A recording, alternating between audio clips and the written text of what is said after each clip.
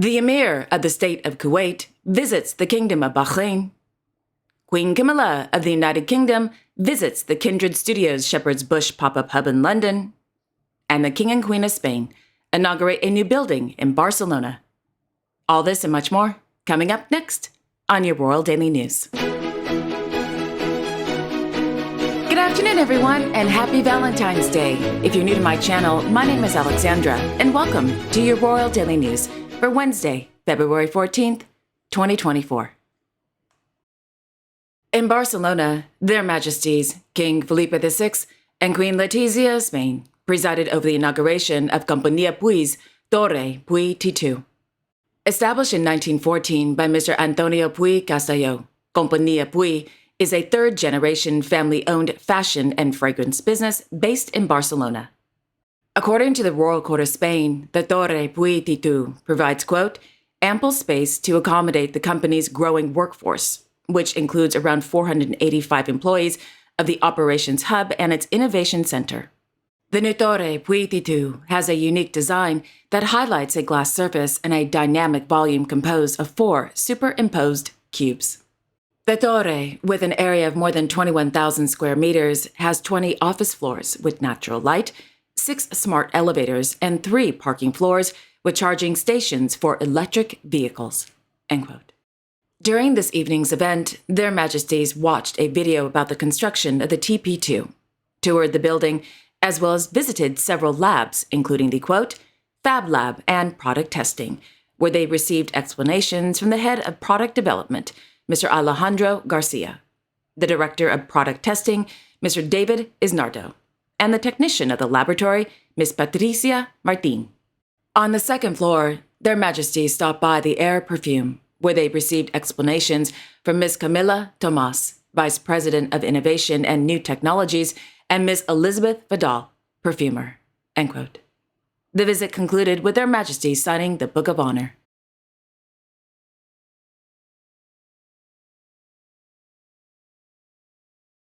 In the morning, His Majesty, King Felipe VI of Spain, as President of the Consejo General del Poder Judicial, presided over the ceremony of handing over offices to the 160 judges of the 72nd class of the Carrera Judicial, held at the Auditorio Forum del Centro de Convenciones Internacional de Barcelona.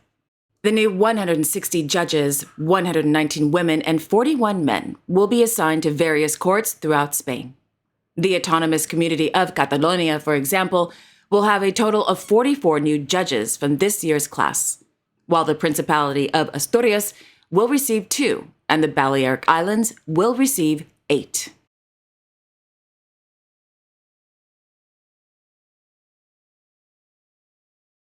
In London, Her Majesty, Queen Camilla of the United Kingdom, visited the Kindred Studios Shepherd's Bush pop-up hub, an art studio and creative space that encourages arts, crafts, and community cohesion. Upon her arrival, the Queen was warmly welcomed by the founder of Kindred Studios, Ms. Angelique Schmidt, and the Deputy Lord Lieutenant, Mr. Kevin McGrath. According to Buckingham Palace, Kindred Studios has, quote, welcomed over 360 artists and continues to bring talented creatives together and nurture the strong bonds between them. Kindred believes that this supportive network is essential to the happiness of its members, and that it not only fosters continual learning, but also helps artists produce their very best work. Touring the studios, Her Majesty met with local artists, from painters and ceramicists to textiles and fashion designers, as well as bursary recipients who have been supported by Kindred Studios. Her Majesty learned about the vocational support offered by artists to young people at Kindred Studios and heard about one artist's journey of recovery from addiction and homelessness and how it inspired his work to rehabilitate others through art. Her Majesty was also shown the variety of materials used at the studios and saw a range of artwork from wooden board games to striking portraits. End quote. Just on a side note, I would like to say this hyper-realist portrait is incredible. The painting was created by Nigerian self-taught artist Babajide Olatunji. If you would like to view more of Mr. Olatunji's work, as well as learn more about Kindred Studios, in the description box below, I will leave direct links to their official websites.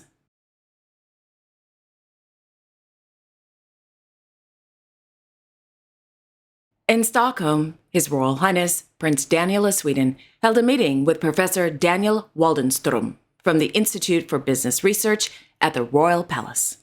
During the meeting, Mr. Waldenström gave a presentation on the IBR's research program, Taxes and Society, quote, the purpose of which is to increase knowledge about the importance of taxes in the social economy, end quote.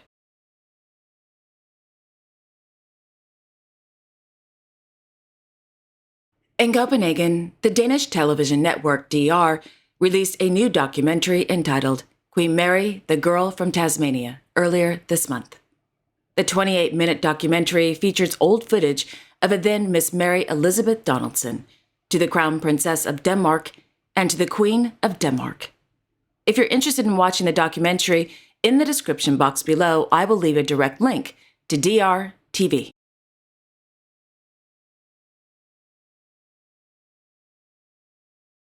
In New York City, Her Royal Highness Princess Victoria of Savoy attended the Michael Kors Autumn-Winter 2024-2025 ready-to-wear fashion show as part of New York Fashion Week. Princess Victoria of Savoy is the granddaughter of the late His Royal Highness Prince Vittorio Emanuele of Savoy, Prince of Naples.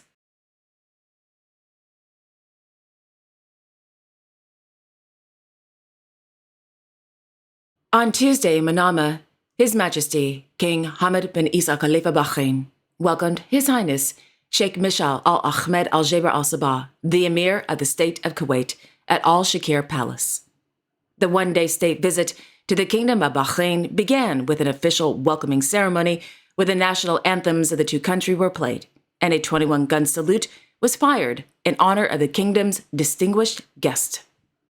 Thereafter, the king and the emir held a meeting with His Royal Highness Crown Prince Salman bin Hamad Al Khalifa Bahrain and other members of the royal family. According to a press release, during the meeting, discussions focused on bilateral relations and the two countries' interest in furthering cooperation in various sectors.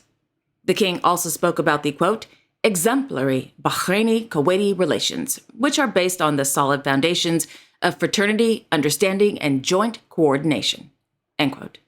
While the emir expressed his appreciation to the king for the warm welcome and hospitality.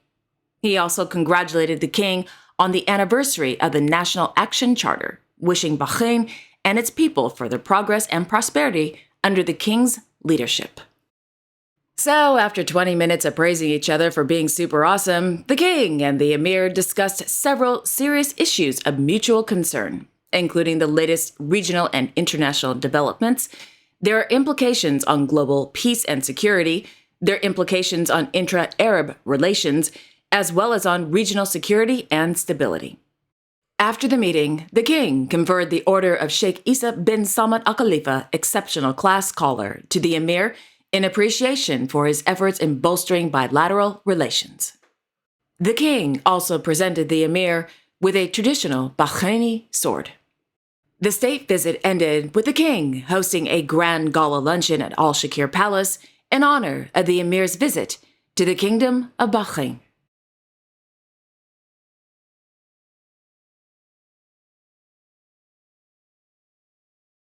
And finally, His Royal Highness Prince Ismail, the Regent of Johor, attended a Johor State Council member appointment ceremony held inside the audience hall at Bukit Serene Palace in Johor Bahru.